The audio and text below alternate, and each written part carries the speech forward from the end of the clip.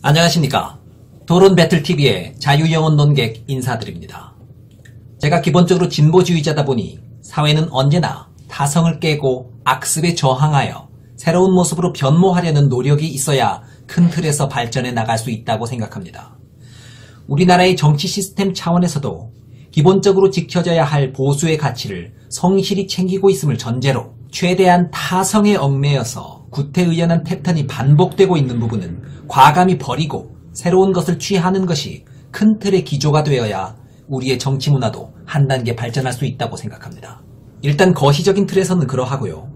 미시적이고 개인적인 차원에서 일단 국회의원으로서 혁신적 행보를 취한다는 것은 무엇을 의미할까요? 내가 한 개인 국회의원인데 타성을 깨고 정말 필요한 부분의 법안을 발의하는 것, 구체적으로는 그런 것 등등이 혁신적 행보의 일환이 될 수 있겠죠. 그런데 타성에 의해 굴러가는 큰 구조 하에서 한 개인의 국회의원이 매번 타성에 맞서 혁신적 입법안을 제시하는 것은 기대하기 힘든 일입니다. 그럴 의지와 능력이 되는 자라 해도 시스템적으로 그런 혁신적 행보가 강화되는 입지에 놓여있지 않다면 개인의 의지만으로는 그런 혁신적 자세를 장기간 견지한다는 것은 불가능에 가까운 일입니다. 특히나 우리나라에서처럼 거대 양당에 속해 있어야만 자기 목소리를 그나마 시스템적으로 수월하게 낼 수 있는 환경에서는 그런 혁신적 법안이 나오는 것은 매우 어려운 일입니다. 당론에 얽매여 득실을 계산하여야 정치 생명을 유지할 수 있는 보통의 국회의원들에게서 기대하기 힘든 부분인 것이죠. 이는 거대 양당제라는 포맷 자체가 가진 문제라기보다 다른 제3의 목소리가 끼어들 기회가 제도적으로 매우 열악한 것에 따른 문제인 것으로 저는 보고 있습니다. 이와 관련하여 유시민 노무현재단 이사장님의 예전 발언을 한번 들어보시죠. 정치 서비스 시장으로 보면 공급자는 정당이고요. 소비자는 유권자예요. 근데 우리가 전자제품 시장에 삼성전자하고 LG전자 두 개만 있다고 생각해보죠. 다른 공급자가 등장할 가능성이 거의 없다. 이렇게 생각하면 두 기업이 어떻게 할까요? 제한적으로만 경쟁을 하는 겁니다. 둘이 서로 지켜줄 건 지켜주고 가격은 담합하고 서비스 경쟁만 한다든가, 그 다음에 이제 품질은 담합하고 가격도 담합하고 디자인 경쟁만 한다든가. 저는 우리 정치 시장이 이런 조건에 있다고 생각해요. 새누리당과 민주당은 두 회사가 시장을 독점하고 있는 회사하고 비슷해요. 둘 모두의 이익을 해칠 수 있는 혁신은 절대 안 합니다. 둘이서 정권을 잡으면 집권당이고 정권을 잃으면 제1야당이에요. 그 지위가 절대 흔들리지 않아요. 편안하잖아요. 뭘 혁신할까요? 혁신을 할 수가 없는 거예요. 혁신할 필요가 없어요. 왜냐? 경쟁이 없기 때문에. 경쟁은 정치인들끼리 공천 경쟁만 하는 거지 실제 경쟁이 없어요. 그래서 정당이 국민과 멀어지고 정치인들이 서민들과 멀어지는 겁니다. 이게 우리 정치의 근본적인 문제라고 저는 생각해요. 유효한 효과적인 경쟁이 없어요. 진입장벽이 너무 높고 두 정당이 각각 특정 지역을 완전히 독식하면서 지금 2등 밑으로는 다 들어가라는 거 아니에요. 전부 다. 광을 팔든 광을 못 팔든 다 죽으라는 겁니다. 10% 지지를 받으면 10%의 대표성을 인정을 해줘야 될 거 아니에요. 왜 3등 밑으로는 다 죽으라는 겁니까? 국회의원 선거도 정당이 10%를 득표해서 의석의 10%를 줘야 될 거 아니에요. 이 정치가 더욱더 썩어서 사람들이 참을 수 없는 지경에 이르렀을 때 비로소 변화가 올 것이다. 유효하고 효과적인 경쟁이 없다. 원내 진입장벽이 너무 높고 두 정당이 특정 지역을 거의 완벽하게 독식하면서 정책적인 유효성으로 승부하고자 하는 2등 미만 후보자의 원내 진입을 근본적으로 차단하고 있는 구조.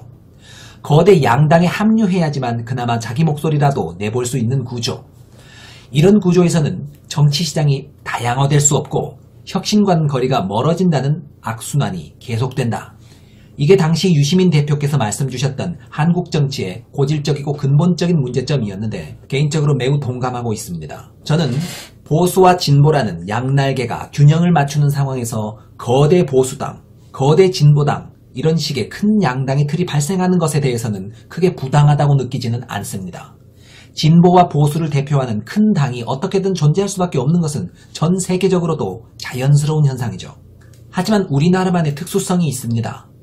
우리나라의 거대 양당 제도는 다른 군소정당의 정당한 목소리가 반영되기 어려운 양당 제도라는 점이 특별한 점이고 이 부분은 분명 문제입니다. 한국은 국회 전체 의석 중 지역구 의석의 비율이 압도적으로 높기 때문에 정당의 전국 지지율보다는 어느 지역구에서 승리하느냐가 전체 판세에 큰 영향을 주는 기본적 틀을 지녔습니다. 여기에 설상가상으로 지역주의적 색채가 매우 강한 경향까지 존재하여 중요도가 높은 지역구에 거물 정치인이 별다른 연고도 없이 전략적으로 출마하여 지역 감정만 살짝 자극해버리면 그가 어떤 정책력을 지녔든 간에 당선이 손쉽게 가능한 구조입니다. 이와 동시에 정책으로 승부코자 하는 소수 정당의 누군가는 아무리 그의 정치력과 행정력이 뛰어나다 할지라도 해당 지역구에서 최고 득표를 하지 못했다는 이유로 국회의 원내 진입에 길이 막혀버립니다. 군소 정당의 정책적 지지도가 전국의 고른 표심 기준으로는 무시할 수 없는 상당한 수준으로 나온다고 할지라도 지역구의 벽을 뚫지 못해서 그 모든 지지가 사장되어 버립니다. 실제 우리나라의 경우 군소 정당에 대한 국민적 지지의 총합은 사실상 생각보다 무시할 수 없는 수준인 게 선거 결과 매년 드러나고 있는 게 현실입니다. 그럼에도 불구하고 표심만큼의 정당한 자기 목소리를 낼 수 있는 제도가 마련되어 있지 않죠.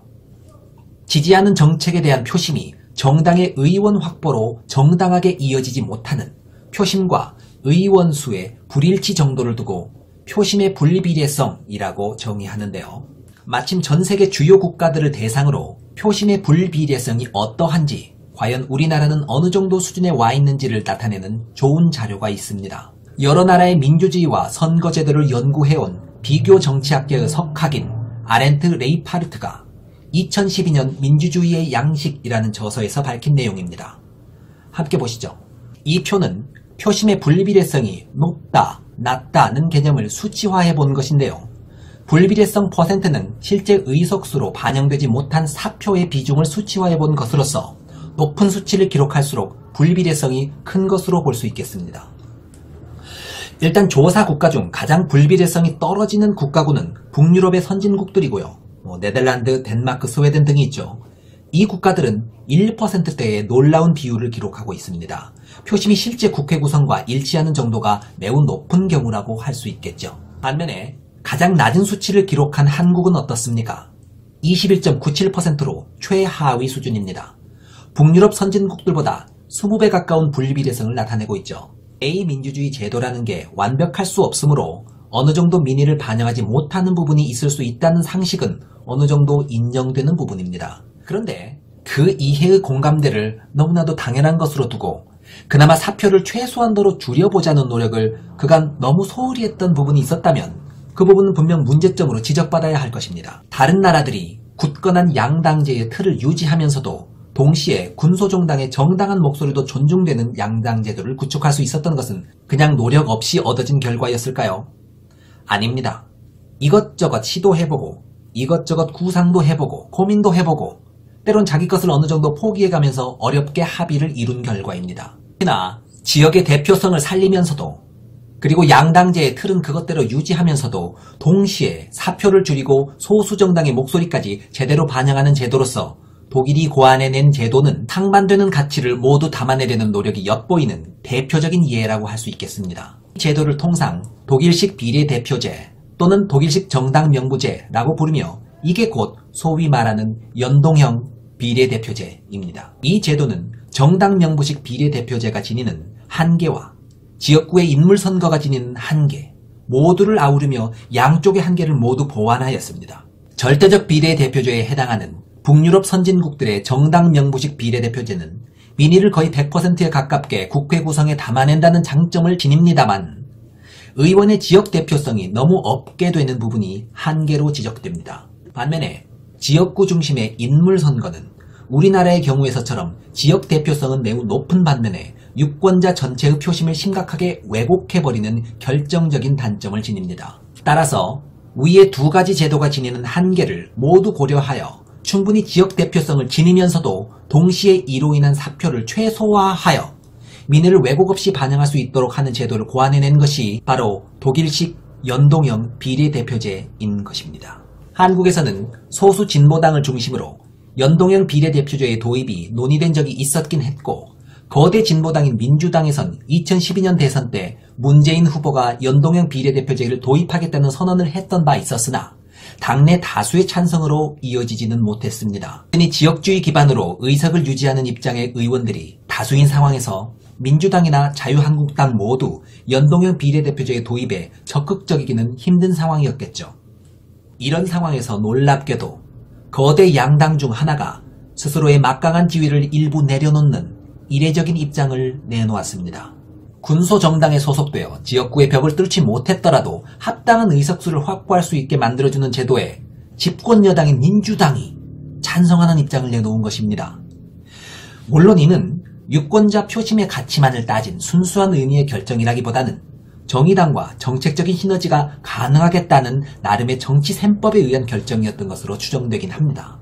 그러나 어찌되었건 이런저런 배경에 의해서 거대 양당 중 하나가 스스로 본인들의 입지를 좁히는 선택에 긍정적 입장을 보였다는 것은 한국의 선거제도가 선진적으로 진일보하는 드문 기회가 될 수도 있겠습니다. 그런데 일단 이 개정에 반대하는 분들의 목소리가 만만치 않게 큽니다.